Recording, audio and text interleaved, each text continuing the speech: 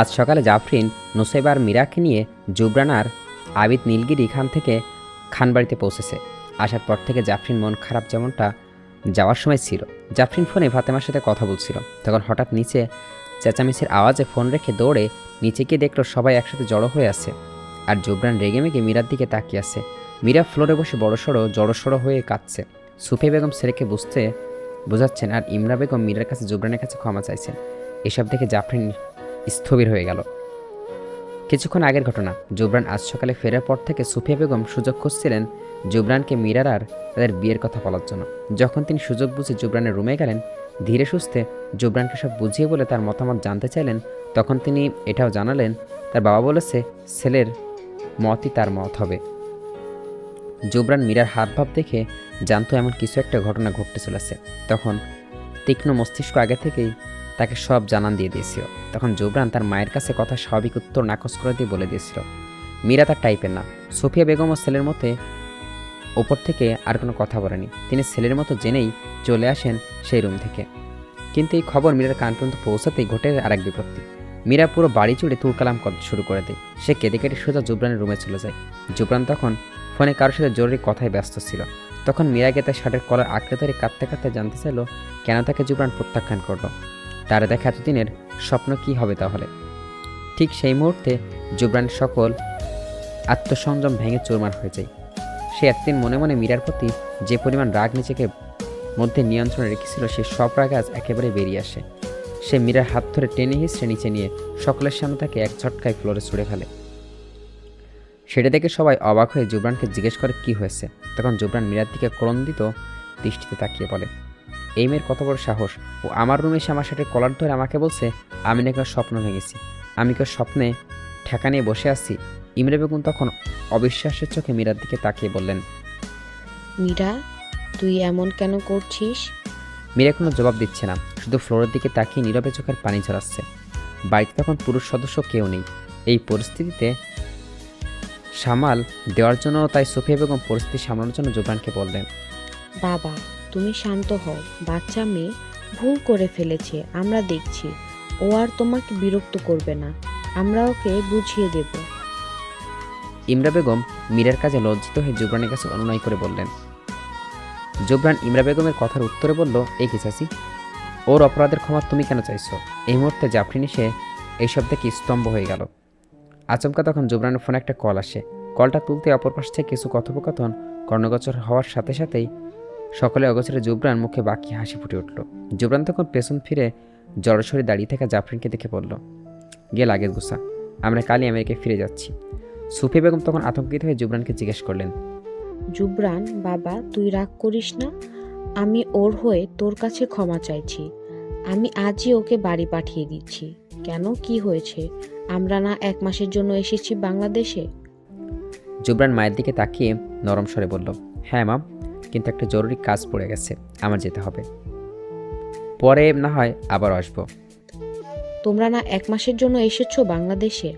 একবারের জন্য মায়ের কাছে কবে ফিরছো? জুবরানের কথার উত্তরে জাফরিনের দিকে তাকিয়ে বলল, জাফরিন গ্র্যাজুয়েশন শেষ হলে ওকে নিয়ে একেবারেই ফিরব।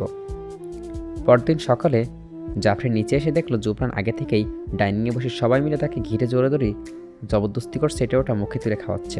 জুবরান বারণ করার সত্ত্বেও কেউ তার কথাই শুনছে না। জাফরিনের চোখে পড়েই তা জাফরিনের নিকেও বসলো সেখানে। জাফরিনকে ঠিক একই মতো করে খাইয়ে দিতে লাগলো তারা। জাফরিন চোখ ভরে দেখে নিল তাদের ঘিরে সকলের ভালোবাসা, যেটা সে বিদেশের মাটি থেকে অনেক মিস করবে। তাকে খাওয়ানো শেষ হলে নাসিমা বেগম জাফরিন হাতে তাদের পছন্দের অনেক রকমের খাবার বক্স ধরিয়ে দিয়ে বলল, সেখানে গিয়ে এগুলো রেখে রেখে খেতে। আবেগে জাফরিনের চোখের কোণে তখন টলমল করছে পানি চলে এলো। তার মন চাইছে না, বরং এত ভালোবাসা মানুষকে রেখে তবুও সে বাধ্য যেতে। আজ বাড়িতে কোনো পুরুষের অফিস যায়নি তাদের আমেরিকায় ফিরে যাওয়ার কথা শুনে। জাওয়াত খান, জাভেদ খান, ইমতিয়াজ খান আরও আবিদও আজ বাড়িতেই। নুসাইবা সকাল থেকে কাঁদো কাঁদো মুখ করে জাফরিনের পিছু পিছু ঘুরছে। কালকের ঘটনার পর ইমরা বেগম মীরাকে তার বাড়ি পাঠিয়ে দিয়েছিলেন, বাড়ির ড্রাইভারকে দিয়ে। তিনি খুব কষ্টে পাঠিয়েছিলেন নিজের বোনের মেয়ের জন্য, কিন্তু তার করা অপমানও অদেখার মতো করার মতনই ছিল না। ইমতিয়াজ খান এসে মেয়ের মাথায় হাত রেখে মেয়েকে বোঝাচ্ছেন সেখানে গিয়ে ভালো মতো থাকতে, ভাইয়ার কথা শুনে চলতে, আর ঠিকমতো পড়াশোনা করতে। জাফরিন বাবার কথাই মুচকি হেসে বলল, তুমিও নিজের যত্ন নিও বাবা। ঠিক মতো খেয়ে ওষুধগুলো সময় মতো খেয়ে নিবে, না হলে আমি মাকে ফোন করে যদি জানতে পারি তুমি অনিয়ম করেছো, তাহলে তোমার খবর আছে। পরপর জাওয়াদার জাবেদ আদর করলো, জাফরিনের মাথায় হাত রেখে তাকে দোয়া করে দিল। জাফরিন মিষ্টি এসে তোমাদের জন্য দোয়া করে দিল। সবার সাথে কথা হলে জাফরিন দেখলো আবিদ এক কোণে চুপচাপ বসেছিল। বোঝাই যাচ্ছে তার মন খারাপ। জাফরিন তখন আবিদের কাছে গিয়ে বলল। আবিদ তখন তার অসহায় চাহনি নিয়ে জাফরিনের দিকে তাকিয়ে বলল, আমার মা যেহেতু বলেছে সেহেতু আমি অনিয়ম আর করছি না। আবিদ ভাইয়া, সবাই আমাকে দোয়া দিচ্ছে, আপনি দিবেন না? আমি তো চেয়েছিলাম তুমি আরও কয়টা দিন থাকবে। পুরো একটা বছর পর তোমাকে পেয়েছি। তোমার এত তাড়াতাড়ি ফিরে যাওয়া আমাকে কষ্ট দিচ্ছে জাফ। আমি কি করব বলো? ঠিক আছে, এখনই পাঠাচ্ছি। জাফরিন আবিদের কথার মানে কিছুই বুঝতে না পেরে প্রসঙ্গ পাল্টে বলল। আবিদ জাফরিনের কথায় সায় জানিয়ে বলল। কিছুক্ষণ পর জাফরিন ও জুবরান লাগেজ নিয়ে এয়ারপোর্টের উদ্দেশ্যে বেরোনোর জন্য তৈরি হয়ে এলো। তারা বেরোতে বাড়ির সকলে সে জড়ো হলো তাদের পিছনে। জুবরান আর জাফরিনের এভাবে এত তাড়াতাড়ি চলে যাওয়া মেনে নিতে পারছে না সুফিয়া বেগম। তিনি কান্না জর্জরিত হয়ে জুবরানের দিকে জড়িয়ে ধরে বললেন, বাবা, তোমাকে কিন্তু তোমার মায়ের জন্য ফিরতেই হবে, না হলে তোমার মা তোমাকে ছাড়া বাঁচবে না। 5টা বছর তোমার মা তোমাকে ছাড়া ধুকে ধুকে কষ্ট কাটিয়েছে, সে আর পারবে না। জুবরান মায়ের চোখে পানি মুছে তার কপাল চুমু খেয়ে বলল, কথা দিচ্ছি ফিরবো। জাফরিন তখন সুফিয়া বেগমকে জড়িয়ে ধরে বলল, আমিও কথা দিচ্ছি, আসার সময় যদি তোমার ছেলে নাও আসতে চায়, তবুও তোমার ছেলেকে নিজের ব্যাগে করে নিয়ে আসবো। জাফরিনের কথায় সুফিয়া বেগম কান্নার মাঝেও হেসে দিলেন। সকলের মাঝে আবিদের কতর দৃষ্টি জাফরিনের পরপর ওপরে নিবন্ধ ছিল, যেটা জুবরান চোখ এড়ায়নি। সকলের অগোচরে জুবরান হাত ক্রোধে মুষ্টিবদ্ধ হয়ে যায় সেটা দেখে। তাদের চলে আসার মুহূর্ত অবধি নুসাইবা জাফরিনের হাত ধরেছিল। সবার থেকে বিদায় নেওয়া শেষ হলে জুবরান আর জাফরিন গাড়িতে উঠে বসলো। ড্রাইভার তাদের লাগেজগুলো গাড়িতে ডিকিতে তুলে রেখেছে। তার সিটে এসে বসে গাড়ির স্টার্ট দিল এয়ারপোর্টের উদ্দেশ্যে। গাড়ি খানবাড়িতে এসে শেষ সীমানায় ছাড়িয়ে যাওয়া আগ পর্যন্ত যতটুকু তাদের মুখগুলো দৃশ্যমান ছিল, সেই দৃশ্য পর্যন্ত জাফরিন তাদের ঘাড় ঘুরিয়ে ব্যাকুল নয়নে সকলে দেখে যাচ্ছিল। জুবরান জাফরিনের কর্মকাণ্ড দেখে বিরক্ত হয়ে বলে ফেলল, আস্তে ঘাড় তো ভেঙে যাবে। জাফরিন তখন অভিমান করে বলল, ভাঙলে ভাঙলো, তাতে আমার কি? জাফরিন জানালার দিকে ফিরে তাকালো। চলন্ত গাড়ির গতিতে বাহিরে গাছগুলো দেখে মনে হচ্ছে যেন তারা পেছনের দিকে ছুটছে। জাফরিন মাথায় তখন কালকের ঘটনার কথা ঘুরপাক খেতে লাগলো। যখন জাফরিন কাল মীরাকে সকলের মাঝে সেই অবস্থায় পড়ে দেখেছিল, তখন তার অনেক খারাপ লেগেছিল মীরার জন্য। সেটা এতটাই স্তব্ধ হয়ে পড়েছিল যে মুহূর্তে যে মীরাকে গিয়ে তুলতে ভুলেই গিয়েছিল। কিন্তু অন্যদিকে জুবরানের সাথে মীরার বিষয়ের ব্যাপারটা ওখানে শেষ হওয়াতে জাফরিন মন থেকে যেন কোনো একটা বোঝা নেমে গেল। কিছুক্ষণ পর গাড়ি এয়ারপোর্টে এসে থামলো। জুবরান গাড়ি থেকে নেমে সব লাগেজগুলো নামিয়ে জাফরিন সমেত ভেতরে চলে গেল। ভেতরে গিয়ে কিছু ফর্মালিটিস পূরণ করে তাদের কিছু সময় লাগলো। সকল কাজ শেষ হলে তাদের গন্তব্য প্লেনে উঠে নিজ নিজ সিটে বসলো। জাফরিন সিট পড়ছে জানালার কাছে, জুবরান তার পাশের সিটে বসে। দীর্ঘ 30 ঘন্টা শেষ করে তাদের বিমানের রোল্যান্ড রিগল্যান্ড ওয়াশিংটন ন্যাশনাল বিমানবন্দর এয়ারপোর্টে এসে ল্যান্ড করলো। এয়ারপোর্ট থেকে বেরিয়ে সেখান থেকে একটা ক্যাব নিয়ে তারা নিজের অ্যাপার্টমেন্টে এসে পৌঁছালো। জুবরান জাফরিনকে বাড়ির ভেতরে নিয়ে এসে তার একটা গার্ডকে বলল লাগেজগুলো ভেতরে রেখে আসতে। এরপর সে নিজের গাড়িতে চলে গেল কোনো এক অজানা কাজের উদ্দেশ্যে, যার জন্য তার আমেরিকায় ফেরা। দীর্ঘ 30 ঘন্টা জার্নি করে জাফরিনের বেহাল দশা। সে আর দাঁড়িয়ে থাকতে পারছে না। ঠিকমতো তার এখন ফ্রেশ হওয়া, একটা ঘুম দেওয়া দরকার। অন্যদিকে জুবরান এত দূর থেকে এসে আবারও কোথায় চলে গেল কোনো রেস্ট না করেই। তার শরীর এখনও সচল। জাফরিন ভেবে পাচ্ছেন এই লোকটা এত পারে কী করে। কিছুক্ষণ ড্রাইভ করার পর জুবরানের গাড়ি গিয়ে থামলো একটা পুরনো গ্যারেজের সামনে। সেখান থেকে নেমে জুবরান স্থির পায়ে হেঁটে ভেতরে চলে গেল। গ্যারেজের মরিচে ধরা দরজা ধাক্কা দিতে সেখানে খটখট আওয়াজে খুলে যেতেই দৃশ্যমান হলো অন্ধকারে বল্বের আলোয় নিচে বেঁধে রাখা একটা লোক, যার অবস্থা বেগতিক। মনে হচ্ছে তাকে মেরে তার মুখের থেতলে দেওয়া হয়েছে। তার পাশে দাঁড়ানো ধ্রুব ম্যাক্স আর সাফিন। লোকটার কাছাকাছি যেতে জুবরানের মুখে পুনরায় সেই পৈশাচিক হাসি ফুটে উঠল। লোকটার কেউই নাই, উইলিয়াম। কিন্তু মার খাওয়ার পর তার চেহারা থেতলে তাকে চেনা মুশকিল হয়ে পড়ছে। তার নিতঃশৈলে অচেতন হয়ে বাধা অবস্থায় চেয়ারে নেতিয়ে পড়ে আছে। জুবরানের নির্দেশে তার এমন হাল করা হয়েছে। একজন ধ্রুব ম্যাক্স আর সাফিন জুবরানের দেওয়া ইনফরমেশন অনুযায়ী উইলিয়ামকে খুঁজে বের করছে। আর সেই খবর জুবরানকে দিতেই সে বাংলাদেশের সোজা আমেরিকায় চলে এসেছে উইলিয়ামকে তার উপযুক্ত শাস্তি দিতে। ম্যাক্স জুবরানের দিকে তাকিয়ে জিজ্ঞেস করলো, এর কি করবি এখন? জুবরান তার রুষ্টতা রেখেই পকেট থেকে রিভলভারটা বের করে উইলিয়ামের কপালে ঠেকিয়ে বলল, আই কিল ইউ, দ্য বিহি had no right to live. Max অবিশ্বাস্য নিয়ে বলল, you must be kidding me, right? Jubran তার তীক্ষ্ণ ধারণা শান্ত দৃষ্টি ম্যাক্স থেকে নিক্ষেপ করে বলল, does you look like I am kidding do you? একদমই এমনটা করবি না জোবরান। মিডিয়া জগতে জানাজানি হলে তোর রেপুটেশন নষ্ট হয়ে যাবে। জুবরান তাচ্ছিল্য এসে বলল, ইউ থিঙ্ক আই কেয়ার? দেখ জোবরান, মাথা ঠান্ডা রেখে ভাব। জাফরিন জানলে এটা মেনে নিতে পারবে না। ও কখনোই এটা চাইবে না। আর আমাদের কাছে তো উইলিয়ামের এগেনস্টে সলিড ইনফরমেশন আছেই। আমরা ওকে এমন কেসে ভরে দেব যে ও আর এই জীবনে বের হতে পারবে না জেল থেকে। আমাদের ওপর বিশ্বাস রাখ, আমরা নিজেরা এর দায়িত্ব নিচ্ছি। তাও তুই মার্ডার করিস না, প্লিজ। জুবরান কিছু একটা ভেবে তার রিভলভার উইলিয়ামের কপাল থেকে সরিয়ে নিল। ম্যাক্স তখন জুবরানের কাঁধে হাত রেখে বলল, তুই জাফরিনকে ভালোবাসিস, তাই না? জুবরান তখন ম্যাক্সের হাতে তার কাঁধ থেকে ঝাড়া মেরে সরিয়ে বলল, কিসব আজে বাজে কথা বলছিস? এইসব কেন মনে হলো তোর? যেভাবে তুই জাফরিনের প্রসঙ্গ উঠলেই সব মেনে যাস, অন্য কোনো বিষয় নিয়ে এভাবে তোকে কখনো মানানো যায় না। ম্যাক্সের কথা এড়িয়ে জুবরান গ্যারেজ থেকে বেরিয়ে বাড়ির পা রাখল। তার আগে ম্যাক্স পেছন থেকে আবার বলে উঠল, আমাদের থেকে তুই কিছু লুকাতে পারবি না জুবরান। জুবরান তখন তার পদাচরণ থামিয়ে ঘাড় কিছুটা ঘুরিয়ে ম্যাক্সকে উত্তরে বলল, আমি নিজের কাছে নিজের অনুভূতিগুলো লুকাতে ব্যর্থ। ওয়াশিংটন ডিসি, ডিসেম্বর মাসটা শীতের প্রকোপের দিন বেলায় তাপমাত্রা প্রায় 20 ডিগ্রি থেকে 25 ডিগ্রি ফারেনহাইটের মধ্যে ওঠানামা করে।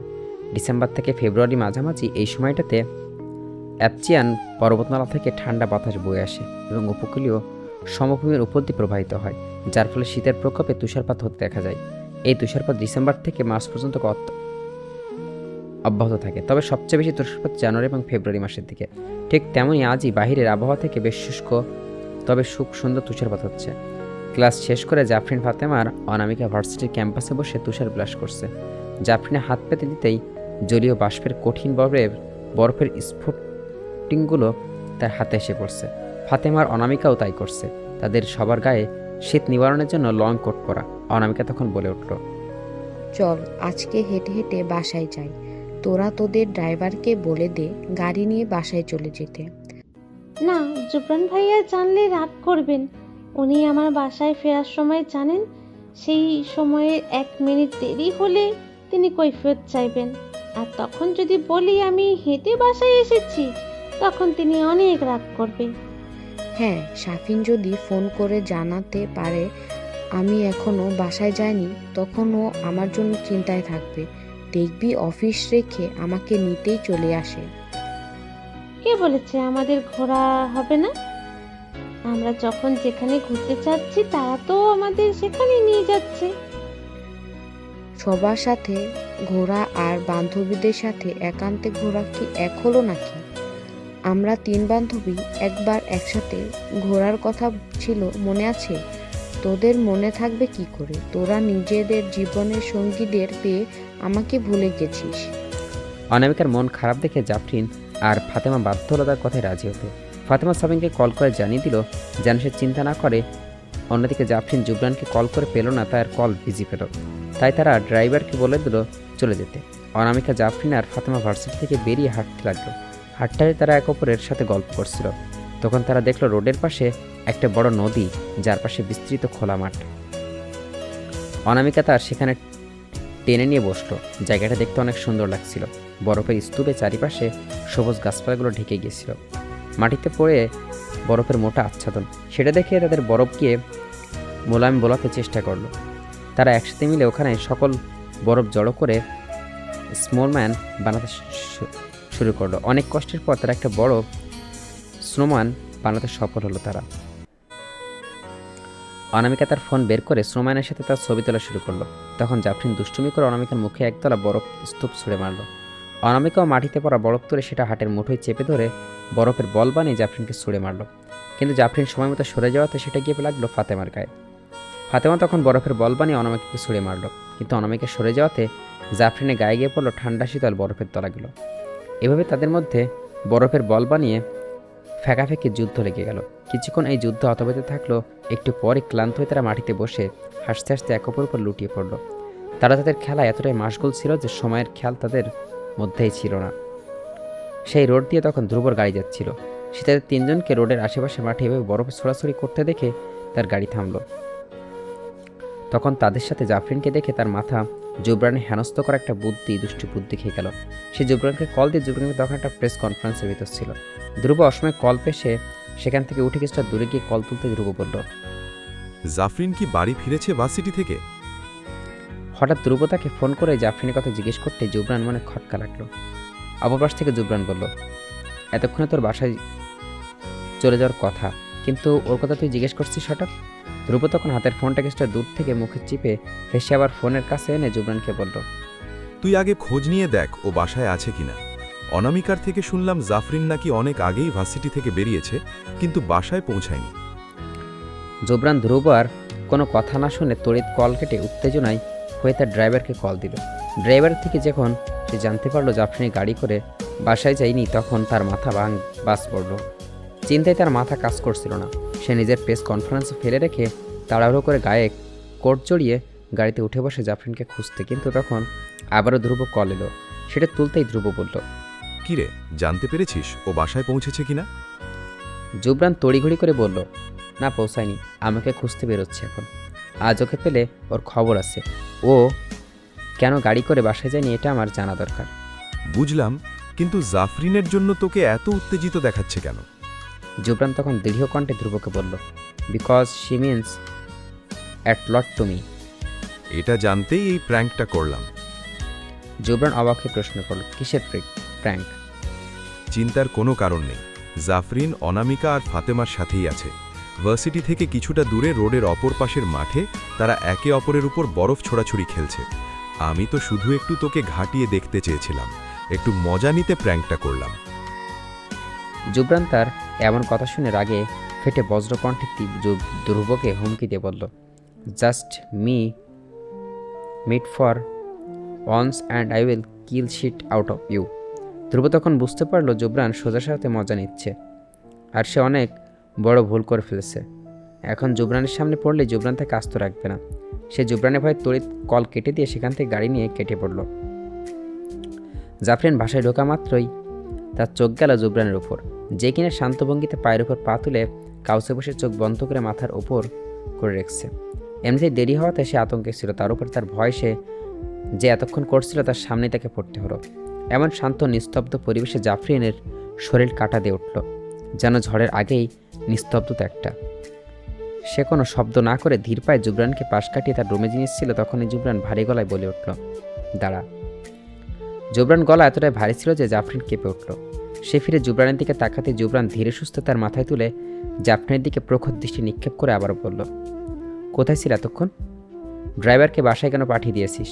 জাফরিন তখন ভয় আর জড়তা নিয়ে বলল, ফাতেমা আর অনামিকার সাথে হেঁটে বাসায় এসেছি।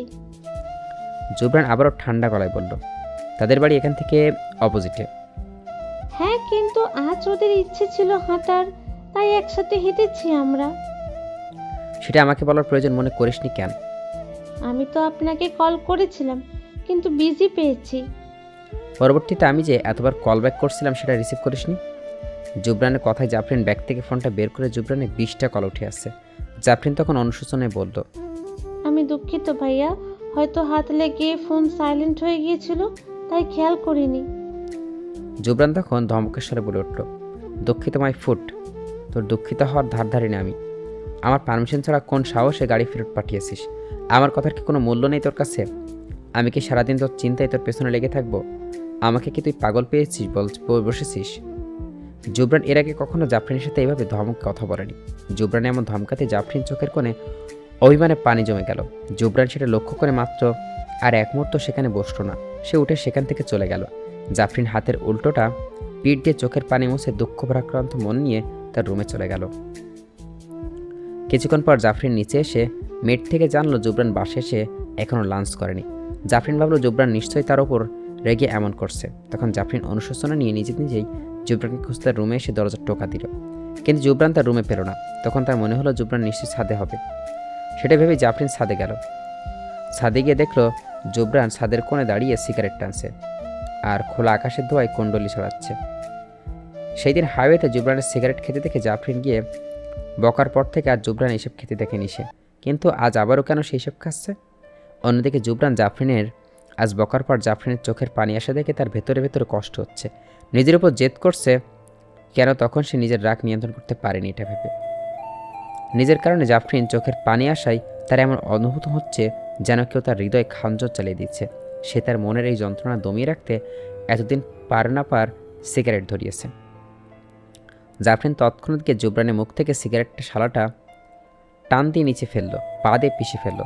জুবরান জাফরিনের কর্মকাণ্ড স্বাভাবিক গলায় প্রশ্ন করলো, এমন কেন করলি? জাফরিন স্বভাব সহজ সাবলীর উত্তরে বলল, কারণ আমি চাই না আপনি সিগারেট খান। এগুলো খেলে ক্যান্সার হয়। প্যাকেটে লেখা দেখেননি? আর সবচেয়ে বড় কথা, এগুলো খাওয়া হারাম। জাফরিনের কথায় তোয়াক্কা না করে জুবরান ভালো করে জাফরিনকে দেখে নিয়ে বলল, তোর গায়ে শীতের পোশাক নেই কেন? জাফরিন তখন নিজের দিকে খেয়াল করে বলল, ওপরে আসার সময় পড়তে ভুলে গেছি। এত ভুল হয় কিভাবে তোর? কথা বলে জুবরান নিজের গায়ের জ্যাকেটটা খুলে এক হাত দিয়ে তার সামনে ধরে পড়ল, এটা পরে নে, তোর শরীর বরফ পড়ে ঠান্ডা লেগে যাবে। জাফরিন প্রথমে সেটা নিতে ইতস্তবোধ করলে পরক্ষণেই তার দিকে জুবরান তীর্যক দৃষ্টি ধরল। লক্ষ্য করতে সে নিজে নিল জুবরান জ্যাকেটটি গায়ে জড়ানোর সাথে সাথে তার জ্যাকেট থেকে একটা মিষ্টি রিফ্রেশিং স্মেল এসে লাগলো তার নাকে। জাফরিনের কাছে সেটা ঘোরার মতো লাগলো। সে নিজে ঘোর কাটিয়ে জুবরানকে বলল, আপনি তো আপনার জ্যাকেট আমাকে দিয়ে দিলেন, আপনার তো তাহলে ঠান্ডা লেগে যাবে। কিচ্ছু হবে না। জুবরান আর জাফরিন নীরবে কিছুক্ষণ সেখানে দাঁড়িয়ে রইল। কিছুক্ষণ পর জুবরান সেই নিস্তব্ধতা ভেঙে বলল, আই এম সরি, আমার তখন তোর উপর এভাবে চিল্লানো উচিত হয়নি। জুবরান ক্ষমা চাইতে জাফরিন অবাকের চরম পর্যায়ে পৌঁছে চোখ তাকিয়ে রইল। তখন জুবরান তার কপাল কুঁচকে পড়ল, কী ব্যাপার, এভাবে হা হয়ে তাকিয়ে আছিস কেন? আমি লাইফে কাউকে কখনো সরি বলিনি, তুই প্রথম আর তুই শেষ। যখন শুনেছি তুই তখনও বাসায় আসিসনি তখন কতটা ঘাবড়ে গিয়েছিলাম তোর এ বিষয়ে কোনো ধারণা আছে? তখন আমি নিজের দোষ ছিলাম যে আমার গাফিলতির কারণে এমন হয়েছে। জাফরিন আরও এক দফা অবাক হয়ে প্রশ্ন করল, আপনাকে কে বলল যে আমি তখন বাসায় ফিরিনি? জুবরান তখন প্রসঙ্গ পাল্টে বলল, আর কখনো এমন করবি না, আর নেক্সট টাইম এমন করার সাহস দেখলে মনে রাখিস তোর জন্য আমি ওয়েস্ট হব। আর হ্যাঁ, ওভাবে আর কখনো আমার সামনে তোর চোখের পানি ফেলবি না। জাফরিন নিজের প্রতি জুবরানের এমন দায়িত্ববোধ দেখে তার মনে জুবরানের প্রতি ভালো লাগা আরেক দফা বেড়ে গেল। জাফরিন দৃঢ় কণ্ঠে জুবরানকে বলল, আর কখনো করব না এমন। আপনার পারমিশন ছাড়া কোথাও পা রাখবো না। জাফরিন বোধহয় জুবরানের কথায় সন্তুষ্ট হলো। সে তার মুখে একটা তৃপ্তি হাসি নিয়ে সামনে ফিরল। কিছু ছোট ছোট বরফকণা এসে তাদের গায়ে পড়ছিল, শরীরে এসে ছুঁয়ে দিচ্ছিল সেই বরফের শীতলতা। তবুও জাফরিন সেটা দেখতে বেশ ভালো লাগছিল। এই মুহূর্তে তার বেশ ভালো লাগছিল। সে হাসি মুখে জুবরানের পাশে দাঁড়িয়ে সেটা উপভোগ করছিল, আর জুবরান উপভোগ করছিল জাফরিনের মুখে চঞ্চল হাসি। অনামিকা কিছুক্ষণ আগে হট চকলেট খাওয়ায় ক্রেডিং উঠছিল, তাই সে রান্নাঘরে এসে চট করে নিজের জন্য হট চকলেট বানিয়ে ফেলল। অনামিকা সেটা সুন্দর করে একটি গ্লাসে ঢেলে নিয়ে ওপরে সুইট বলস দিয়ে ডেকোরেশন করলো। তার মনে হলো ওটা একটা ছবি তোলা উচিত। হঠাৎ তখন রান্নাঘরে শান্ত বেগম চলে আসে। অনামিকা তার হট চকলেট শান্ত বেগমের চিম্মাই দিয়ে বলল, খালামণি, তুমি আমার হট চকলেট খেয়াল রেখো তো যেন কেউ না খায়। আমি আমার রুম থেকে ফোনটা নিয়ে আসছি একটা ছবি তোলার জন্য। অনামিকা যাওয়া একটু পরেই ধ্রুব চলে এলো রান্নাঘরে খাবার জন্য কিছু খুঁজতে। তখন তার চোখে পড়ল অনামিকার হট চকলেট গ্লাসটি। সে সেটা হাতে নিতে গেলে শান্ত বেগম ওকে বলল, ওটা ধরিস না, অনামিকা বানিয়ে রেখে গেছে খাবে বলে। ধ্রুব তখন দুষ্ট এসে রান্নাঘর থেকে সেলফ থেকে স্ট্র বের করলো। সেটা দিয়ে গ্লাসের সব হট চকলেট একটানে খেয়ে নিল, গ্লাসে কোনো প্রকার হাত দেওয়া ছাড়াই। শান্তবেগম সেলের কাণ্ডে মাথায় হাত দিয়ে বললেন, এটা কি করলি তুই? আম্মু, তুমি তো বলেছ হাত না দিতে, খেতে তো আর বারণ করনি, তাই খেয়ে নিলাম। কথার মাঝখানে অনামিকা এসে হাজির হলো। যখন সে রান্নাঘরে এসে দেখলো হট চকলেটের গ্লাস খালি, তার সামনে ধ্রুব দাঁড়িয়েছে, তখন তার আর কিছু বুঝতে বাকি রইল না। সে ধ্রুবর চেঁচামেচি করে কাঁদতে রাখলো। তখন ধ্রুব পাশ কাটিয়ে পালিয়ে আসলো। রান্নাঘর থেকে শান্তা বেগম তখন অনামিকাকে সান্ত্বনা দিয়ে বলল, অসভ্য ছেলে, অনামিকা এলে যখন তো এখন আমি কি বলবো ওকে? বেচারি কত কষ্ট করে এতক্ষণ ভরে বানালো এটা। এটা শুনে অনামিকা আরও জোরে জোরে কেঁদে দিল। শান্তা বেগম ধ্রুবকে বকে সেখান থেকে তাড়িয়ে দিল। অনামিকার মনে হলো তখন প্রতিশোধের আগুন জ্বলতে থাকলো। আজ সারাটা দিন অনামিকা ওকে ওত পেতেছিল কখন সে তার প্রতিশোধ পূরণ করবে, কিন্তু ধ্রুব তার রুম থেকে বেরই হচ্ছিল না। তাই অনামিকা একটা বুদ্ধি আটলো সেখানে গিয়ে।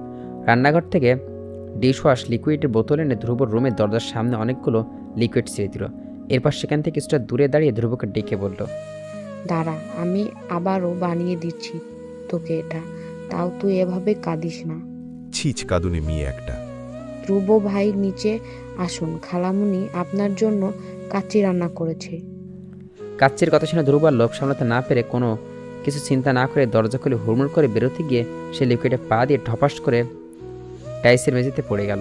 পড়ে গিয়ে দিল এক চিৎকার। ওরে মা গো, আমার কোমরটা রে, দিল রে। অনামিকার পাশে দাঁড়িয়ে হাসতে হাসতে বেখেয়ালে লিকুইডে পা পুষে সে উল্টে গিয়ে উষ্টা খেয়ে মেঝেতে পড়লো। পড়ে গিয়ে সেও ব্যথায় চিৎকার দিয়ে বলতে লাগলো, উফ আল্লাহ, আমার কোমর। পরের জন্য কুয়া খুদলে নিজেই সেটাতে পড়তে হয়। এরই মধ্যে শান্তা বেগম তাদের চিৎকার শুনে দৌড়ে এসে এমন কাণ্ড থেকে অতিষ্ঠ ভঙ্গিতে বলে উঠল, পড়ছি তাই কি হয়েছে? একা তো পড়িনি, নিয়েই পড়েছি। শান্তা বেগম ধ্রুবকে বকতে বকতে অতি সাবধানে অনামিকার মেঝে থেকে টেনে তুলল। অন্যদিকে ধ্রুব দেওয়াল ধরে উঠে ঠোঁট উল্টে বলতে লাগলো, তোদের জ্বালায় আর পারি না আমি, দিনভর সাপ বেজির মতো লেগেই থাকিস তোরা। দেখ কি কাণ্ড ঘটালি, যদি গুরুতর কোনো ক্ষতি হতো। ফেললো কে আর বকা খাচ্ছে কে? বলছি তুমি কি ওর মা নাকি আমার? হ্যাঁ, ওকে কি সুন্দর আদর যত্নে উঠাচ্ছ আর আমাকে বকে বকে শেষ দিচ্ছ। ব্যথা কি ওর একা পেয়েছে নাকি? ভালো হয়েছে পড়েছিস, এমন দামড়া ছেলে হয়ে মেয়েটার হট চকলেট খেয়ে নিলি কিভাবে? তোর পড়াই উচিত। এই অন্যায় অবিচার আমি মেনে নিব না। আমার ওপর জুলুম করা হচ্ছে, আমি ন্যায় বিচার চাই। ন্যায় কাজ করলে তো ন্যায় বিচার পাবেন নাকি? অনামিকার কথায় ধ্রুব আরও কিছু বলার রইল না। সে অসহায় মুখ করে কোমর ধরে ভেতরে চলে গেল জামাকাপড় পাল্টে ফ্রেশ হতে। আমেরিকার ওয়াশিংটন ডিসি শহরটিতে মার্চ মাসে আবহাওয়া সাধারণত পরিবর্তনশীল। মার্চের দিকে এখানে শীতের ঠান্ডা ভাব ধীরে ধীরে কমতে শুরু করে এবং বসন্তের আগমনী বার্তার জানান দেয়। ইদানিং তাপমাত্রা প্রায়শই ওঠানামা করছে, তবে দিনের বেলা হালকা গরম এবং রাতের বেলা হালকা ঠান্ডা পড়ছে। মাঝে মাঝে বৃষ্টি বা মেঘলা আবহাওয়াও দেখা দিচ্ছে। ইতিমধ্যে শীতের শুষ্কতা কমে প্রকৃতি থেকে বরফের শীতল চাদরের আচ্ছাদন সরে পাতা ঝরা গাছগুলোর ডালে ডালে আবারও নতুন করে সবুজ পাতা গজানো শুরু করে দিয়েছে, যেন প্রকৃতি সেই বরফের শুভ্রতা থেকে বেরিয়ে আবারও সবুজে শ্যামলে মুখরিত হচ্ছে। কিছু কিছু জায়গায় দলবদ্ধভাবে চেরি ফুল ফোটা শুরু করে দিয়েছে। মনে হচ্ছে যেন চারপাশ গোলাপি আর সাদা রঙে ছেয়ে গেছে, যা শহরটিকে আরও মনোমুগ্ধকর করে তুলেছে। জুবরান, জাফরিন আর তাদের বন্ধুমহলের সবাই আজ সাবরিনাদের বাসায় উপস্থিত। তারা সবাই আজ সাবরিনাকে দেখতে তার বাসায় এসেছে। সাবরিনার এখন 9 মাস চলছে। তার পেট স্বাভাবিকের তুলনায় বেশ ভালোই উঁচু। ম্যাক্স আগে থেকেই খেলনাসহ বাচ্চাদের জন্য যা যা প্রয়োজন সেই সব এনে ঘর সাজিয়ে রেখেছে। সাবরিনাদের ড্রয়িং রুম আজ সকলের উপস্থিতিতে মুখরিত। সাবরিনা বেশ হেসে হেসে কথা বলছে সবার সাথে। জাফরিন তাকে কমলা ছিলে খাওয়াচ্ছে। ম্যাক্স আর জুবরান কথা বলছে কিছু একটা নিয়ে। ধ্রুব আর অনামিকা একে অপরের সাথে ঝগড়া করতে ব্যস্ত। সাফিন আর ফাতেমা সবার সাথে কথার মাঝে মাঝে একে অপরের দিকে লাজুক দৃষ্টিতে চাওয়াচাওয়ি করছে। সেটা ধ্রুবর চোখে পড়তেই সে রসিকতা করে বলল, আরে সাফিন আর ফাতেমা, তোমার এটা কি করছো? তোমাদের চোখে চোখে ভালোবাসা প্রকাশ তো আমরা দেখে ফেললাম। ধ্রুবর কথায় সকলে হেসে দিল, আর ফাতেমা সাফিনের পেছনে লজ্জায় পড়ে মুখ লুকালো। হঠাৎ ঘরভরা হাসির মধ্যে সাবরিনা পিঠে হাত রেখে চিৎকার করে কুকিয়ে উঠল। সবার দৃষ্টি তার দিকে চলে গেল। জাফরিন কমলা ছেলা রেখে সাবরিনাকে ধরে সামলাল। সাবরিনার কোকানিতে সবাই আতঙ্কে পড়ে গেল। তখন জুবরান চেঁচিয়ে বলল, ম্যাক্স, সময় নষ্ট না করে জলদি গাড়ি বের কর, ওকে হসপিটালে নিতে হবে। ম্যাক্স জলদি গিয়ে গাড়ি বের করতেই জুবরান গিয়ে ড্রাইভিং সিটে বসল, আর ম্যাক্স সাবরিনাকে নিয়ে পেছনের সিটে বসল। জুবরান যাওয়ার আগে ধ্রুবকে বলে দিল বাকিদের আস্তে ধীরে তার সাথে করে নিয়ে আসতে। জুবরান গাড়ির স্পিড বাড়িয়ে ড্রাইভ করে নিয়ে যাচ্ছিল হসপিটালের দিকে, কিন্তু মাঝপথে জটিল জ্যাম পড়ে যায়। জুবরান বিরক্তিতে গাড়ির স্টিয়ারিং হুইলে হাত দিয়ে বাড়ি মারে। দীর্ঘ 5 মিনিট এভাবে জ্যামে আটকে থাকায় সাবরিনার অবস্থা ক্রমশ খারাপ হতে থাকল। জুবরান আর ধৈর্য ধরে থাকতে পারল না। জুবরান নিজের মুখের মাস্কটা খুলে গাড়ির জানালার দিকে মাথা ঝুঁকিয়ে বের করে ট্রাফিক পুলিশকে ডাকল। ট্রাফিক পুলিশ জুবরানকে দেখে চিনতে পেরে দৌড়ে এলো। তখন জুবরান তাকে জানালো তারা এমার্জেন্সিতে আছে, তাদের জন্য রোড খালি করে দিতে। ট্রাফিক পুলিশ সেটা মেনে দৌড়ে গিয়ে তার জন্য রোডের একপাশ খালি করে দিল। ইতিমধ্যে জ্যামে আটকে পড়া তার অনেকগুলো ফ্যান তাকে চিনে ফেলল। তারা জুবরান জুবরান বলে চেঁচাতে লাগল, কিন্তু জুবরান সেদিকে তোয়াক্কা না করে তাড়াতাড়ি গাড়ি টান দিয়ে নিয়ে গেল। সাবরিনাকে হসপিটালে নিয়ে যাওয়ার সাথে সাথে তাকে ইমিডিয়েটলি স্ট্রেচারে শুইয়ে ডেলিভারির জন্য অপারেশন থিয়েটারে নিয়ে যাওয়া হলো। সাবরিনাকে ভেতরে নিয়ে যাওয়ার পর অপারেশন থিয়েটারের লাল বাতিটি জ্বলে উঠল। জুবরান আর ম্যাক্স বাহিরে অপেক্ষা করতে থাকল। তখন ধ্রুব, সাফিন, ফাতেমা, জাফরিন আর অনামিকা সেখানে গিয়ে পৌঁছল। তারা ম্যাক্স আর জুবরানের থেকে সাবরিনার খবর জেনে নিয়ে সাবরিনার জন্য দোয়া করতে লাগল। কিছুক্ষণ পর অপারেশন থিয়েটারের বাতিটি নিভে যেতেই ডক্টর বেরিয়ে এলো। ডক্টরকে বেরোতে দেখে তারা এগিয়ে গেল ডক্টরের কাছে। তখন ডক্টর জিজ্ঞাসা করল, who is her husband? Who's the relative of patient? Is she okay doctor? She is absolutely fine, and congratulations, it's a boy. May I meet her now? Absolutely you can, but first we have to shift her to the cabin. সাবরিনাকে কেবিনে shift করার পরপরই প্রথমে max তার সাথে দেখা করতে চলে গেল। ম্যাক্স ভেতরে গিয়েই দেখতে পেল সাবরিনা হসপিটাল বেডে শুয়ে আছে আর তার পাশে তার ছেলেকে রাখা হয়েছে। ম্যাক্স প্রথমেই গিয়ে সাবরিনাকে ঝাপটে ধরে কেঁদে দিয়ে বলল, I was too scared for you. Don't cry, you. Are you so sentimental? Look at our boy. He is so cute না? সাবরিনার কথায় ম্যাক্স তাকিয়ে দেখল ছোট্ট কোমল শরীরটার দিকে। তার ছেলে তার দিকে বড় বড় গোল গোল চোখ দিয়ে তাকিয়ে আছে আর দাঁত ছাড়া মাড়ি দেখিয়ে মিটিমিটি হাসছে। সেটা দেখে ম্যাক্স আবেগে আপ্লুত হয়ে ছেলের দিকে মুগ্ধ নয়নে চেয়ে রইল। তখন সাবরিনা হেসে বলল, দেখো, তোমার কান্না দেখে তোমার ছেলেও হাসছে। So funny. আপনাদের পার্সোনাল আলাপ শেষ হলে কি আমরাও ভেতরে আসতে পারি না? আর কি আমরাও দেখতাম আমাদের মামুকে? তোরা বাইরে দাঁড়িয়ে কেন? সবাই ভেতরে আয়। ধ্রুব তখন খুশিতে সুর সুর করে ভেতরে ঢুকে গেল।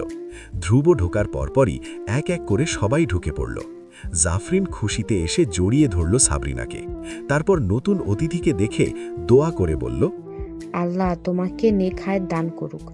আল্লাহর নেক আর ইমানদার বান্দার হিসেবে কবুল করুক। তুমি জীবনে অনেক সফল হও, এগিয়ে যাও।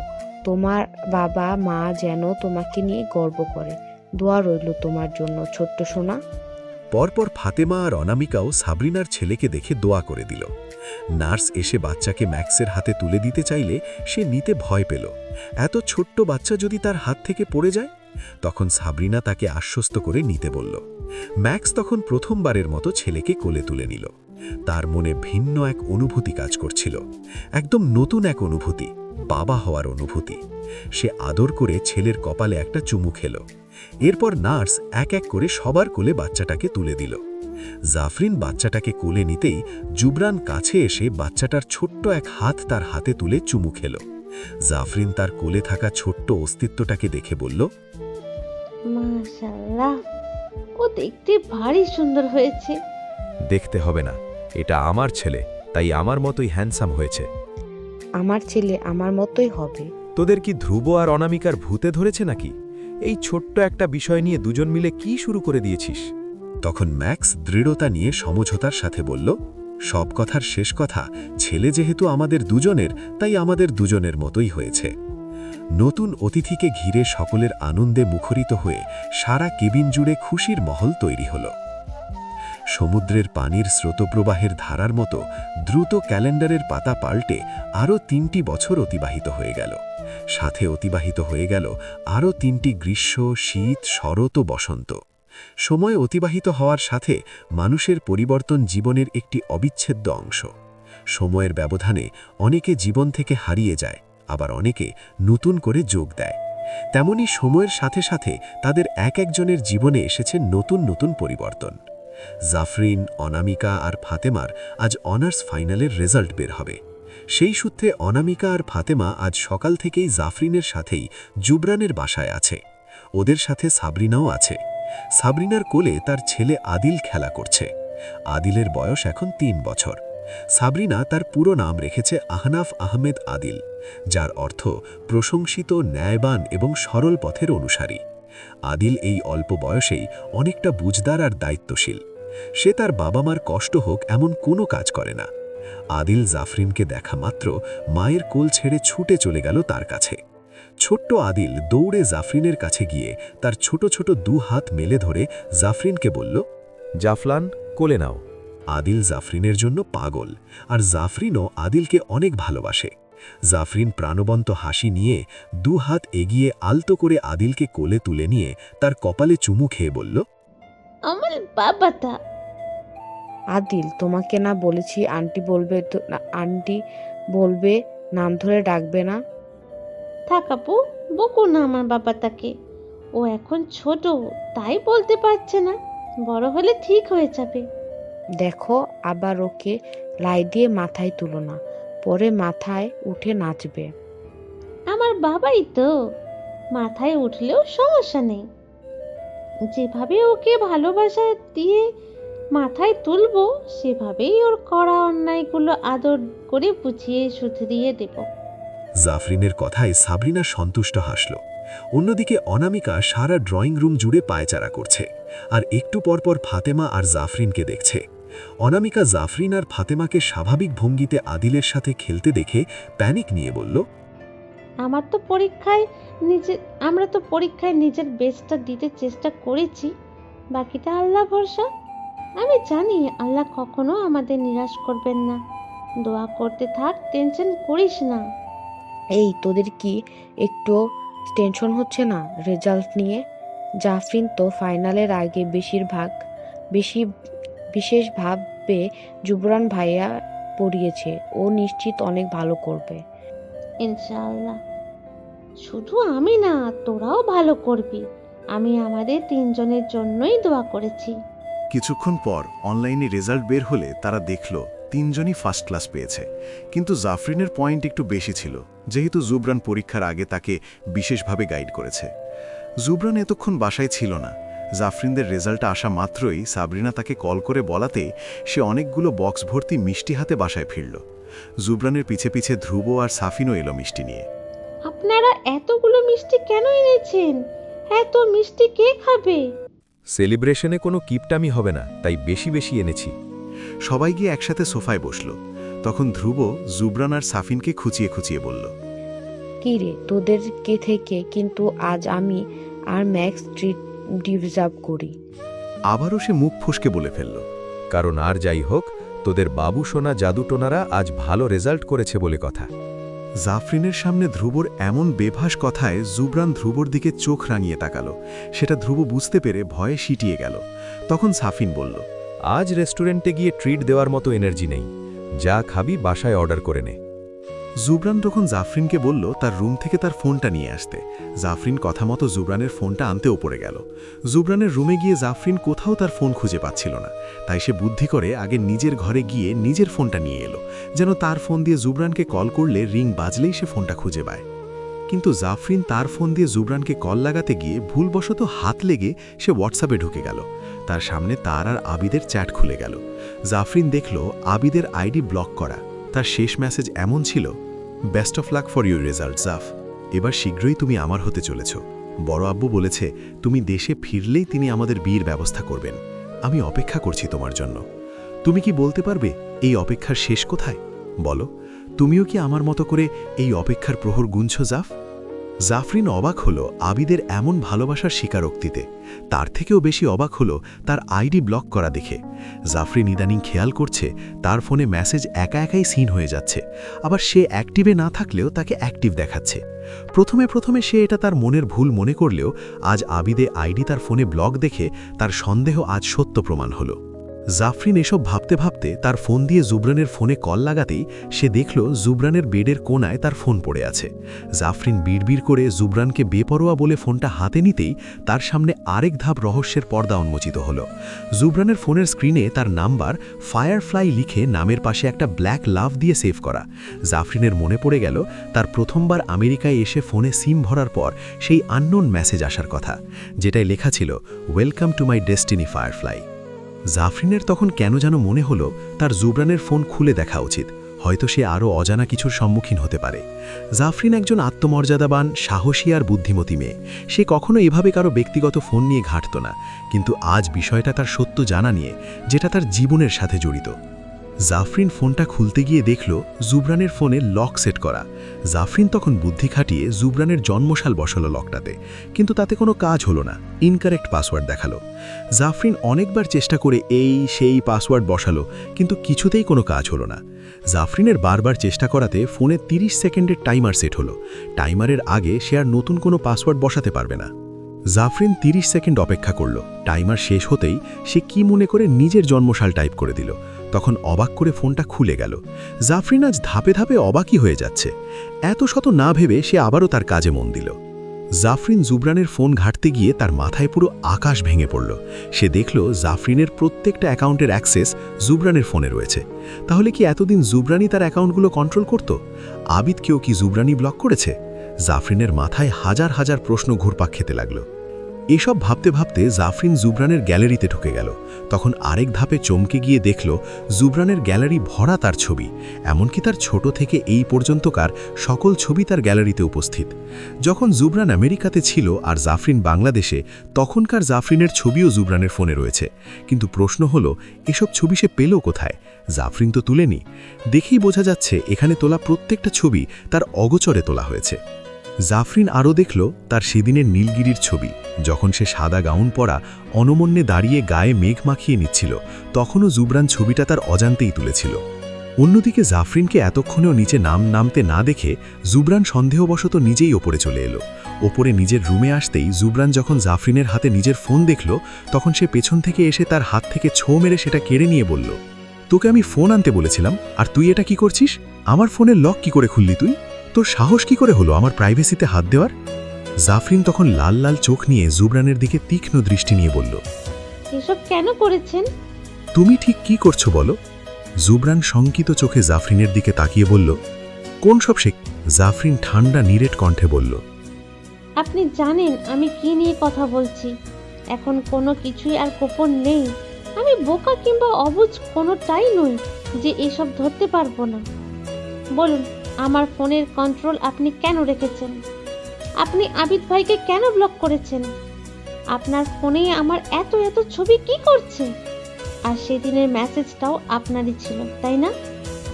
আমি স্পষ্ট দেখেছি আপনার ফোনে আমার নাম ফায়ারফ্লাই দিয়ে সেভ করে রাখা। একদম অস্বীকার করবেন না। এসবের মানে কি? জাফরিনের প্রশ্নে জুবরান হাত মুষ্টিবদ্ধ করে বাক্যহীন চুপচাপ দাঁড়িয়েছিল।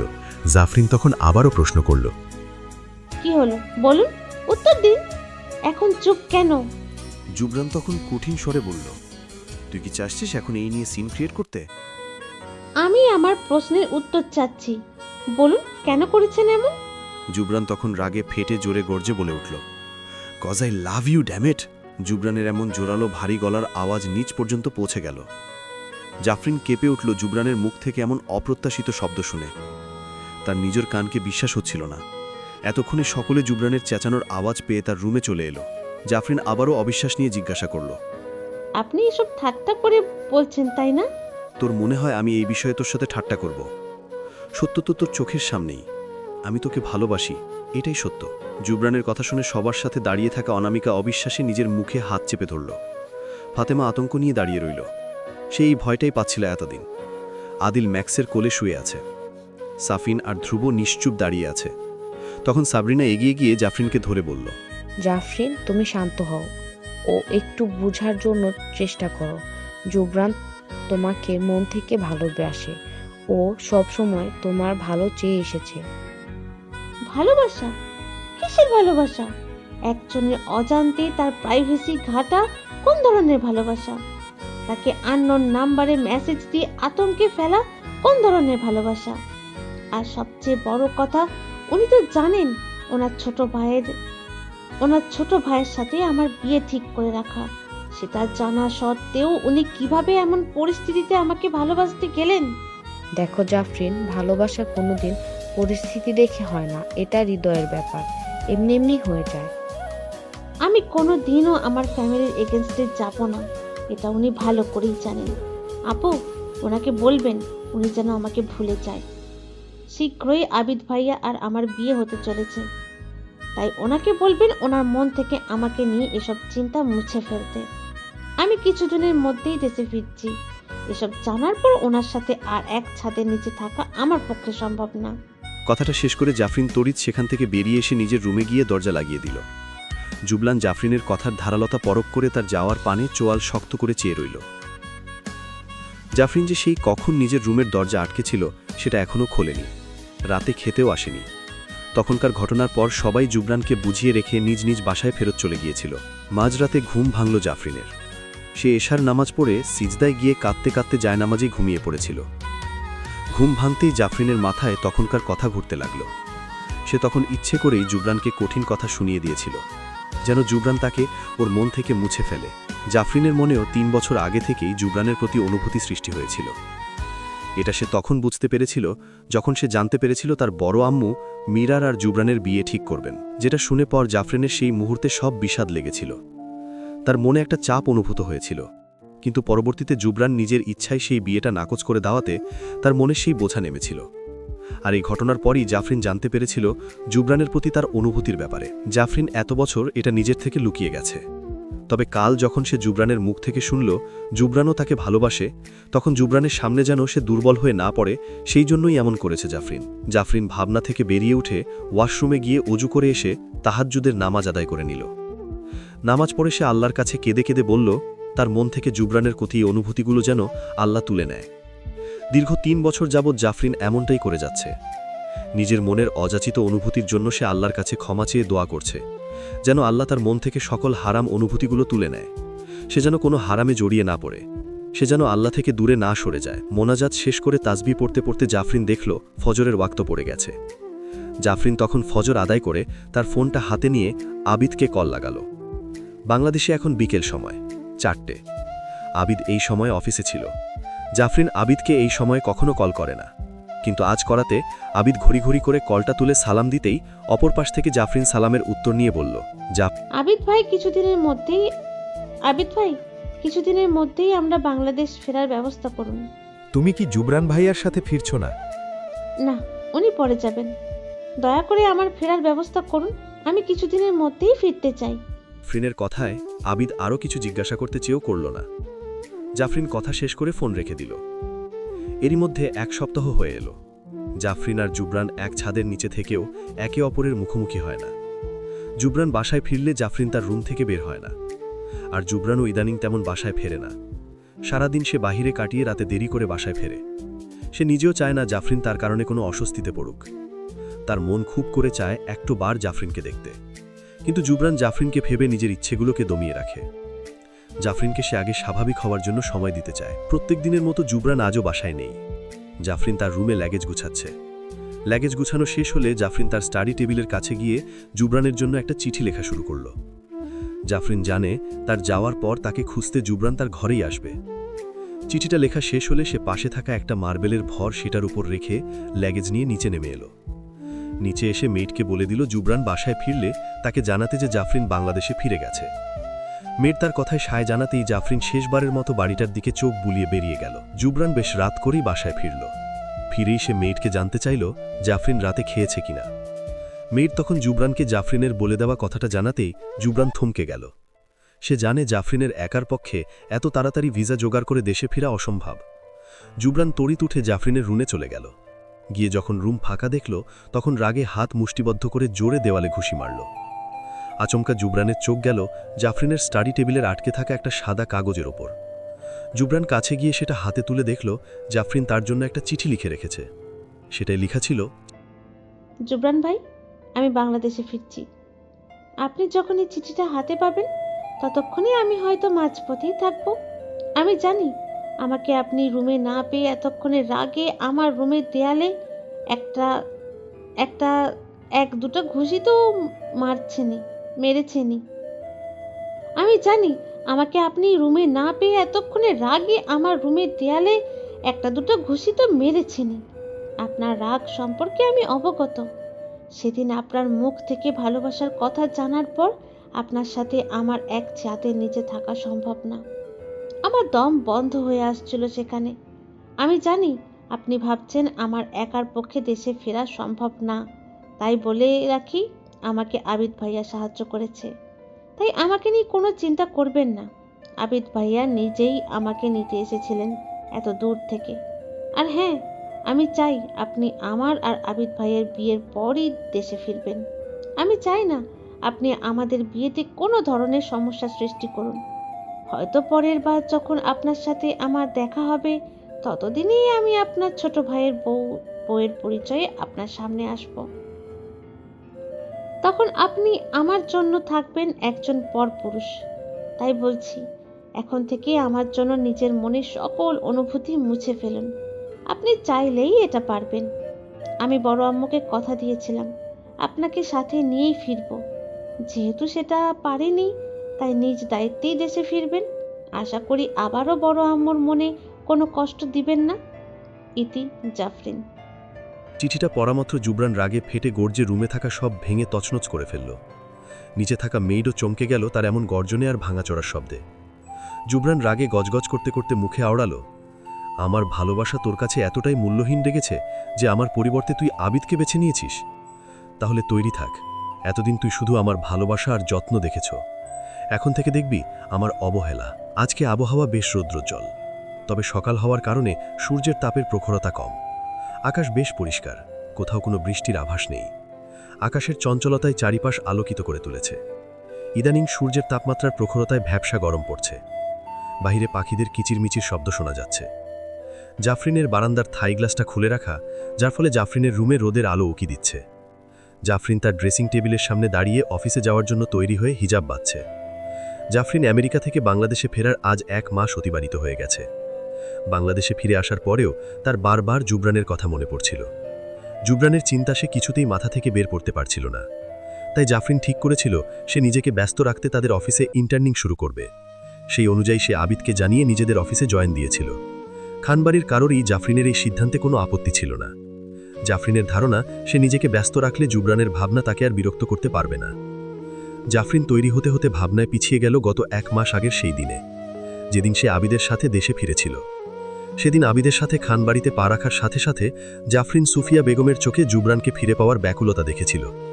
সুফিয়া বেগম ভেবেছিলেন জাফরিনের সাথে জুবরানও ফিরবে, কিন্তু প্রত্যাশামতো জুবরানকে জাফরিনের সাথে না পেয়ে তিনি অধৈর্য হয়ে জাফরিনকে জিজ্ঞাসা করেছিলেন, জুবরান কোথায়? তখন জাফরিন উত্তরে বলেছিল, জুবরান কিছুদিন পর ফিরবে। সেদিন থেকে সুফিয়া বেগম সেই আশায় আছেন। জাফরিনের ভেতরে ভেতরে অনেক অনুতাপ হচ্ছিল, কারণ সে তার বড় আম্মুকে কথা দিয়েছিল দেশে ফিরলে জুবরানকে সাথে করে নিয়ে তবেই ফিরবে। যেহেতু জাফরিন তার দেওয়া কথা রাখতে পারেনি, সেহেতু সে ভেতরে ভেতরে নিজেকে অপরাধীর দায়ী করল। অন্যদিকে বাড়ি ফেরার পর একবারের জন্য জাওয়াদ খান জাফরিন আর আবিদের বিয়ের কথা তুলেনি। হয়তো তিনি জাফরিন ফেরার পর তাকে একটু সময় দিতে চেয়েছেন। জাফরিন সেদিনের ভাবনা থেকে বেরিয়ে এসে সাইড ব্যাগ হাতে নিচে নেমে এলো। জাফরিন নিচে নেমে আসতেই সুফিয়া বেগম তাকে নাশতা টেবিলে এনে খেতে বসালেন। তখন আবিদও নেমে এলো। সে এসে জাফরিনের বিপরীতে চেয়ার টেনে বসল। পুরোটা সময় জাফরিন তার মাথা নিচু করেছিল। আবিদ ফাঁকে ফাঁকে জাফরিনের দিকে লাজুক চোখে তাকাচ্ছিল। খাওয়া শেষ করে জাফরিন আর আবিদ একসাথে গাড়িতে করে অফিসের উদ্দেশ্যে বেরিয়ে গেল। তাদের একসাথে বেরোতে দেখে সুফিয়া বেগম, নাসিমা বেগম আর ইমরা বেগম একে অপরের দিকে চাওয়াচাওয়ি করে হাসছিলেন। অফিসে পৌঁছতেই জাফরিন নিজের ডেস্কে গিয়ে বসল, যেহেতু সে এখানে একজন সাধারণ এমপ্লয়ি হয়ে কাজ করছে। অপরদিকে আবিদ তার কেবিনে চলে যায়। জাফরিন বসে কতগুলো ফাইল চেক করছিল। তখন তার কাছে একজন অচেনা মেয়ে এসে সম্বোধন করে বলে, এক্সকিউজ মি ম্যাম। জাফরিন পেপারগুলো থেকে চোখ সরিয়ে তার দিকে তাকাতেই অবাক হয়ে যায়, কারণ মেয়েটি দেখতে অবিকল তার মতোই, এমনকি তার পোশাকের ধরনও তারই মতন। জাফরিনের অবাক চাহনি দেখে মেয়েটি হেসে বলে, হ্যাঁ, কিন্তু এটা কি করে সম্ভব? আপনার নাম আয়শা সিদ্দিকী। আমি জানি আপনি কেন অবাক হচ্ছেন। আমি দেখতে প্রায় আপনার মতো বলে, তাই না? আমিও অবাক হয়েছিলাম যখন আবিদ স্যার আমাকে আপনার কথা বলেছিল। আমি আপনার আসার 3 মাস আগেই এই অফিসে জয়েন দিয়েছি, কিন্তু মায়ের হার্টের অপারেশনের পর আমাকে তার দেখভালের জন্য 1 মাস ছুটি নিতে হয়েছিল। অন্য কেউ হলে এত দীর্ঘ ছুটির জন্য রাজি হতো না, কিন্তু আবিদ স্যার মায়ের অবস্থার কথা শুনে আমাকে যথাসম্ভব সাহায্য করেছে। তার জন্য আমি কৃতজ্ঞ তার কাছে। আল্লাহ আপনার আম্মুকে সুস্থতা দান করুন। আমি শুনেছি পৃথিবীতে এক রকমের দেখতে নাকি 7 জন ব্যক্তি থাকে। সেটা কতটুকু সত্য তা জানি না, তবে আপনাকে দেখে অনেক অবাক লাগছে। জি ম্যাম, আবিদ স্যার আমাকে আপনার কাছে পাঠিয়েছেন যেন আপনার কোনো কিছুতেই সমস্যা হলে আপনাকে সব ঠিকঠাক মতো বুঝিয়ে দিই। তুমি প্লিজ ম্যামকে ডেকো না, তুমি প্লিজ ম্যাম বলে ডেকো না আমাকে। আমরা তো একই পজিশনের এমপ্লয়ি, তাই না? কিন্তু ম্যাম, এটা তো আপনাদের অফিস, তাহলে? কোনো কিন্তু না, তুমি ম্যাম বলবে না, আমাকে নাম ধরে ডাকবে, ঠিক আছে? এটা আমাদের অফিস, তাই কি হয়েছে অফিসের ভেতরে তো আমি সাধারণ একজন এমপ্লয়ি হয়ে কাজ করছি। ঠিক আছে। কথোপকথন শেষ করে তারা দুজন নিজ নিজ অবস্থানে বসে কাজে মন দিল। কিছুক্ষণ পর জাফরিন তার পেপারগুলোর চেকিং শেষ করে আবিদের কেবিনে সেগুলো জমা দিতে উঠে চলে গেল। কেবিনের দরজায় নক করে জাফরিন অনুমতি চেয়ে বলল, may I come in? Come in Jaf, এত তাড়াতাড়ি সব শেষ? মাশাল্লাহ জাফ, তুমি তো দেখি অনেক ফাস্ট। জাযাকাল্লাহু খায়রান। আচ্ছা, আয়েশার কথা তো আপনি এর আগে বলেননি আমাকে। মেয়েটা অনেক অমায়িক আর অনেকটা আমার মতোই দেখতে। প্রথমবারের মতো আমি অনেক অবাক হয়েছি ওকে দেখে। হ্যাঁ, ও 4 মাস আগেই জয়েন দিয়েছে এই অফিসে। মেয়েটা অনেক হার্ড ওয়ার্কিং। ওর বাবা নাকি কয়েক বছর আগেই গত হয়েছেন, যার কারণে ওর অসুস্থ আম্মুর দায়িত্ব ওর ওপর। মেয়েটা অফিসে পরিশ্রম করে, আবার বাসায় গিয়ে মায়ের যত্ন নেয়, সংসার সামলায়। পূর্বে ওদের আর্থিক অবস্থা অনেক ভালো ছিল, কিন্তু বর্তমানে এই চাকরিটা না হলে সব মিলিয়ে ওদের জীবন চালাতে অনেক কষ্ট হয়ে যেত। আবিদের কথা শুনে জাফরিনের অনেক মায়া হলো আয়েশার উপর। জাফরিন মলিন মুখ করে বলল, আয়েশার ওপর কখনো ভারী কোনো কাজ চাপাবেন না আবিদ ভাই। দরকার হলে ওর ভারী কাজগুলো আমি করে দেব। তুমি অনেক দয়ালু জাফ, এর জন্যই তোমার ব্যক্তিত্ব এত সুন্দর। তুমি চিন্তা করো না, আমি আয়েশার ওপর কোনো ভারী কাজ চাপাবো না। আবিদের কথায় খুশি হয়ে জাফরিন পুনরায় তার কাজে ফিরে গেল। ঘড়ির কাঁটা রাত 8টার দিকে ঘুরছে। খান বাড়ির সকলে রাতের খাবারের জন্য এক এক করে এসে বড় ডাইনিং টেবিলে বসে সমবেত হচ্ছে। জাওয়াদ খান সবার আগে এসে বসে সকলের আসার অপেক্ষা করছিলেন। সবাই এসে একত্রিত হতেই তিনি তার কথা শুরু করলেন। তোমরা সবাই যেহেতু এখানে উপস্থিত, তাই আমি নিজের একটা সিদ্ধান্তের কথা জানাতে চাইছি। তোমরা তো সবাই আগে থেকেই জানো জাফরিন আর আবিদের বিয়ের ব্যাপারে। এটা নিয়ে নতুন করে জানানোর আর কিছু নেই, তাই যদি তোমাদের সবার মত থাকে তাহলে আগামী মাসে আমি আবিদ আর জাফরিনের বিয়ের কাজ সম্পন্ন করতে চাইছি। আবিদ আর জাফরিন, তোমাদের কি মত? আবিদ হেসে বলল, বড় আব্বু জাফরিন যদি রাজি থাকে তাহলে আমার দিক থেকে কোনো আপত্তি নেই। জাফরিন সকলের মাঝে মাথা নিচু করে বসেছিল। সে তার মাথা না তুলেই বলল, আপনার যা ভালো মনে করবেন তাই করেন। ভাই, আপনি তো কিছু মনে না করলে আমি একটা কথা বলতে চাই। অবশ্যই বলো, তুমি তো ছেলের মা, তোমার আরও আগে অধিকার আছে। আর আমি তো সবার মত নিতেই সবার সামনে প্রশ্নটা করেছি। আমি ভাবছি জুবরানের কথা। ও তো দেশে এখনো ফিরেনি, তাহলে? ওর সাথে আমার ফোনে কথা হয়েছে, ও বলেছে সামনের সপ্তাহে ও ফিরছে, তাই সেটা নিয়ে ভেবো না। আমি সেটার কথা বলছি না ভাই। জুবরান তো ফিরবে, সেটা জানা কথা। ওকে ছাড়া কি আর বিয়ে হবে নাকি? ও বাড়ির বড় ছেলে। আমি বলছি আমাদের আবিদ আর জাফরিনের বিয়ের আগে জুবরানের বিয়ের কথা ভাবা উচিত, যেহেতু ও বাড়ির বড় ছেলে। জুবরানের বিয়ের ব্যাপারে যে আমি চিন্তা করিনি তা নয়, আসল বিষয়টা হলো জুবরানের পছন্দ চালচলন তো আমাদের থেকে ভিন্ন। ও যদি আমাদের পছন্দ করা মেয়ে বিয়ে করতে রাজি না হয় তখন? তাই বলে কি আমরা নিজেদের দিক থেকে একটিবার চেষ্টা করে দেখতে পারি না? মানুষ কি বলবে যদি বড় ছেলের আগে ছোট ছেলের বিয়ে হয়ে যায়? নাসিমার কথায় ইমরা বেগমও সাইদ জানিয়ে বলল, হ্যাঁ ভাইয়া, নাসিমা কোনো ভুল কথা বলেনি। আমাদের একবার চেষ্টা করে দেখা উচিত। তাহলে জুবরান ফিরলে আমি ওর সাথে কথা বলবো এই নিয়ে। নাসিমার কথায় ইমরা বেগমও সায় জানিয়ে বলল, কিছুক্ষণ আগেই আয়েশা তার মা রেহানা বেগমকে রাতের খাবার খাইয়ে ওষুধ খাইয়ে ঘুম পাড়িয়ে রেখে এসেছে। আয়েশা তার মাকে নিয়ে ভাড়া বাসায় দুরুমের একটা ফ্ল্যাটে থাকে। পূর্বে দিন রাত খেটে বাড়ি বাড়ি গিয়ে টিউশন পড়িয়ে আয়েশার সংসারের খরচ আর মায়ের ওষুধের খরচ চালাতে অনেক হিমশিম খেটে হচ্ছিল। কিন্তু বর্তমানে অফিসে জয়েন দেওয়ার পর থেকে তাদের দুজনের জীবন বেশ ভালোই চলছে। 4 মাস আগে আয়েশা নিজেদের অবস্থার উন্নতির জন্য তার এক জানাশোনা ফ্রেন্ডের মাধ্যমে খান ইন্ডাস্ট্রিতে ইন্টারভিউয়ের জন্য যায়। নিজের কোয়ালিফিকেশন আর কনফিডেন্সের জন্য সে প্রথমবারই টিকে যায়। আয়েশার ইন্টারভিউ নিয়েছিল আবিদ। সেদিন আবিদকে প্রথমবার দেখেই আয়েশার ভালো লেগে গিয়েছিল। আবিদের ব্যক্তিত্ব তার মনকে কাবু করে ফেলেছিল। আবিদ অফিসে থাকা সকল এমপ্লয়ীদের সাথে সম্মানের সাথে কথা বলে, ছোট বড় সকলের সাথে সমান ব্যবহার করে, এক চোখে দেখে। মূলত আবিদের এসব আচরণই আয়েশার মনে দাগ কেটে গিয়েছিল। আয়েশা নিজের রুমে গিয়ে তার ওয়ার্কিং টেবিলে বসে কালকের মিটিংয়ের জন্য তার প্রেজেন্টেশনের পেপারগুলো দেখতে থাকে। হঠাৎ সে খেয়াল করে একটা জায়গায় সে ভুল করে ফেলেছে। সে ভাবতে লাগে এটা কিভাবে সংশোধন করা যায়, কিন্তু তার মাথায় কোনো আইডিয়া কাজ করছিল না। তাই সে ঠিক করে তার আবিদকে কল করে পরামর্শ নেওয়া উচিত এই বিষয়ে, যেহেতু কালকের মিটিংটা তাদের কোম্পানির জন্য অনেক জরুরি। আয়েশা ঘড়িতে তাকিয়ে দেখল সময় তখন রাত 9:30। সে দ্বিধায় পড়ে গেল তার এই রাতে আবিদকে কল করা উচিত হবে নাকি না। পরক্ষণেই মিটিংয়ের কথা ভেবে সে সকল জড়তা একপাশে রেখে কল লাগায় আবিদকে। আবিদ তার রুমে বসে ল্যাপটপে কাজ করছিল, তখন পাশে থাকা ফোনটা ভেজে ওঠায়। সে ফোনটা হাতে নিয়ে দেখল আয়েশার কল। আবিদ ভাবল আয়েশা তাকে খুব বেশি প্রয়োজন না হলে কখনো কল করে না, নিশ্চয়ই কোনো দরকারি বিষয়ে কথা বলতে আয়েশা কল দিয়েছে। সেটা ভেবেই কলটা ঝটপট তুলে নিল। কল রিসিভ হতেই আয়েশা সালাম দিয়ে আবিদের সালামের উত্তর নেওয়ার আগেই তড়িৎ নিজের সমস্যার কথা জানালো।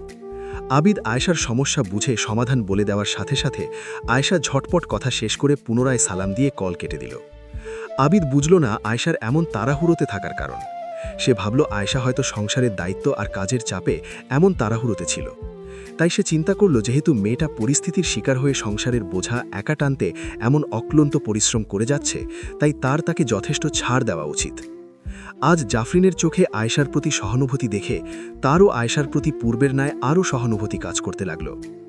আবিদ ঠিক করল সে আয়েশার কাজের চাপ কমিয়ে তার পারিশ্রমিক বাড়িতে দিবে। অন্যদিকে আয়েশা আবিদের সাথে তাড়াহুড়ো করে কথা বলে কল কেটে জোরে জোরে শ্বাস নিতে লাগল, কারণ আবিদের সাথে কথা বলার সময় তার হঠাৎ অনেক জোরে জোরে বুক ধুকপুক করছিল।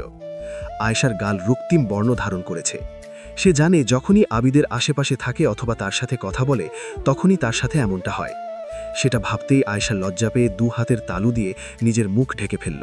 জাফরিন ঘুমানোর জন্য বিছানা ঝাড়ছে। এমতাবস্থায় নুসাইবা হাতে বালিশ নিয়ে তার রুমে উপস্থিত হল। নুসাইবাকে দেখে জাফরিন প্রশ্ন করে, নুসাইবা এই কয় বছরে আগে থেকে বেশ বড় হয়ে গেছে।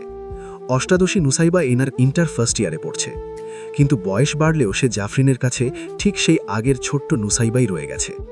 জাফরিন মুচকি হেসে বলল, নুসাইবা সব কথা মন দিয়ে শুনছিল। জাফরিন আর নুসাইবা নবীজির জীবনী নিয়ে আলোচনা করতে করতে এক পর্যায়ে ঘুমিয়ে পড়ল।